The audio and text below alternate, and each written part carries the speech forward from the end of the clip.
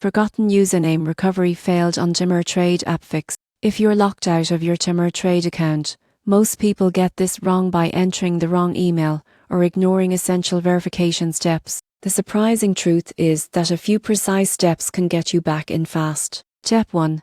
Open the TD Ameritrade app or visit the login page and click Forgot Username. Enter the email associated with your account. TD Ameritrade will send a recovery email containing your username or a secure link to reset your login information. Step 2. Check all email folders, including spam, junk, and promotions. Recovery emails can get filtered, and missing them is the main reason the process fails. Avoid sending multiple requests too quickly, as it can temporarily lock your account. Step 3. If your registered email is no longer active, gather verification information like your full name, social security number, and recent account activity. Contact TD Ameritrade support directly with these details for faster assistance. Step 4. Once your username is recovered, store it safely in a password manager or secure note. Enabling two-factor authentication adds extra security and prevents future login issues. By following these steps carefully, you can regain access to your TD Ameritrade account efficiently.